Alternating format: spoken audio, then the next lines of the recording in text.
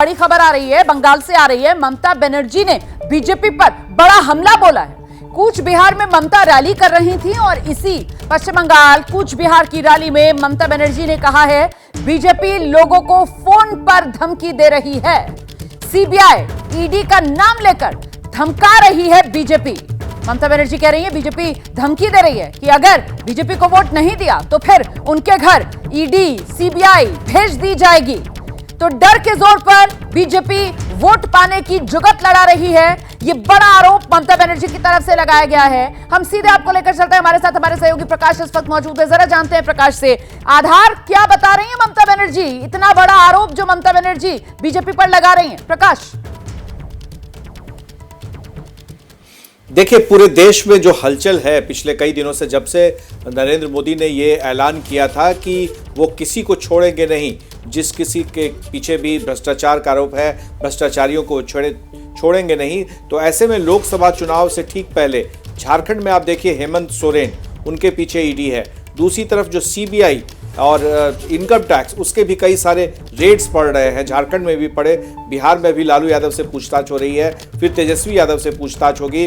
राबड़ी और मीसा के खिलाफ में, राबड़ी और मीसा की दो बहनों के खिलाफ में पहले से ही राउज एवेन्यू जो कोर्ट है वहाँ पर दिल्ली में, वो वहाँ पर मामला चल रहा है। तो ये सारा कुछ जो हो रहा है, और साथ ही ये आरोप का आधार क्या हो, ममता बनर्जी बताएंगी। क्या उनके पास कोई ऐसा ऑन रिकॉर्ड सीबीआई के नाम से या ईडी के नाम से, ये खबर देखिए जरा कि ममता बनर्जी जो है वो ये कह रही है कूच बिहार की रैली में कि बीजेपी लोगों को फोन करके धमका रही है। बीजेपी लोगों को फोन करके ये धमका रही है कि हमें वोट दो वरना ईडी, सीबीआई तुम्हारे यहां भेज देंगे। मतलब अब इस लड़ाई को ममता बनर्जी के इस बयान के मद्देनजर क्या समझा जाए? क्या ममता बनर्जी इस लड़ाई को सिर्फ विपक्ष की लड़ाई ना रहने देकर आम लोगों की लड़ाई बनाना चाह रही है? इसी वजह से यहां पर बात विपक्ष के नेताओं को टारगेट करने की नहीं है, बल्कि ममता ये कह रही है कि लोगों को फोन किया जा रहा है बीजेपी की तरफ से। आम लोगों को फोन करने और उसको अगर कोई डराता धमकाता है तो ये मेरी समझ से बाहर है कि ऐसे बयान का क्या मतलब निकाला जाए। हाँ, ये जरूर है कि जैसे बहुत सारे लोग होते हैं जिनके पास अकूत संपत्ति होती है या लेन देन में गड़बड़ियाँ रहती हैं, अगर ऐसे बिजनेस फैमिलीज़ को, अगर ऐसे बड़े बिजनेस हाउसेस को अगर फ़ोन जा रहे हों तो ये अलग बात है। तो उसका तो उन्हें देना पड़ेगा पूरा सबूत कि किस आधार पर वो यह बयान दे रही हैं। कूच बिहार की रैली में वो एक बात कह रही हैं। लेकिन ये ज़रूर है कि जिस तरह से मीसा भारती को आपने सुना, वो कह रही थी कि टाइमिंग बहुत महत्वपूर्ण है। आप देखिए, जब पिछली दफ़ा 2017 में नीतीश कुमार अलग हुए थे महागठबंधन से, तो उस वक्त जो है छापेमारी की जा रही थी राबड़ी आवास पर, और लगातार जो है वो दबाव बनाया जा रहा था और ये समा बनाया जा रहा था जैसे कि तेजस्वी यादव की गिरफ्तारी हो सकती है या लालू फैमिली में से किसी को गिरफ्तार किया जा सकता है, और फिर नीतीश कुमार अलग हो गए थे। तो ठीक चुनाव के पहले इस तरह से ईडी का बहुत ज़्यादा सक्रिय हो जाना बहुत लंबा वक्त होता है। इसलिए मैं बार बार कह रहा था वो कि 2004 से 2009 के बीच में लालू यादव रेल मंत्री थे, और इतना लंबा समय लग गया इस पूरे मामले में जांच में, और फिर ईडी की एंट्री होती है।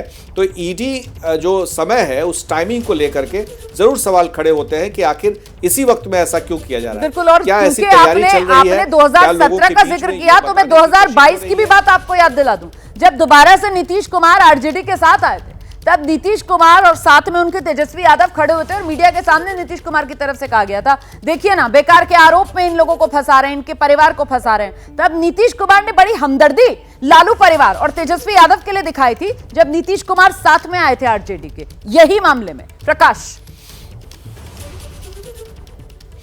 जी हाँ, बिल्कुल, 2017 फिर 2022। लेकिन आपने गौर किया होगा कि नीतीश कुमार कभी भी खुलकर सामने नहीं आए। वो इतना ज़रूर कह रहे थे कि देखिए हम आ गए हैं तो कैसे हो रहा है, अब क्या किया जा रहा है, आप ही लोग देखिए, आप ही लोग समझिए। तो कभी खुल करके नीतीश कुमार ये परिवार के बचाव में नहीं आए। हाँ, ये ज़रूर था कि उनकी कोशिश थी ये कहने की कि जब जब हम साथ आते हैं तब उसी समय ईडी सक्रिय हो जाती है, सीबीआई सक्रिय हो जाती है। तो ये टाइमिंग जो मीसा कह रही थी ना, वाकई ये बहुत महत्वपूर्ण है, और राजनीति में सब कुछ टाइमिंग ही है। बिल्कुल, पॉलिटिकल टाइमिंग बेहद महत्व रखता है। और ऐसे में एक बार फिर जब 24 चुनाव की दस्तक सुनाई पड़ रही है। चुनावी साल में देश आ चुका है, ऐसे में लालू परिवार पर केंद्रीय एजेंसी का शिकंजा ये कसता हुआ, वो भी तब जबकि कल ही बिहार में महागठबंधन की सरकार गई, एनडीए की सरकार आई।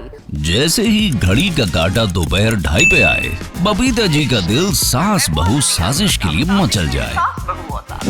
और ये है इनकी बहू, पूरे दिन ऑफिस की टेंशन हो जाए गॉन जब ये करें अपना फेवरेट शो फ्री टाइम पे ऑन। इनकी तरह आप भी देखिए अपना फेवरेट शो अपने टाइम पर और डाउनलोड कीजिए एबीपी लाइव ऐप अपने स्मार्ट टीवी पर।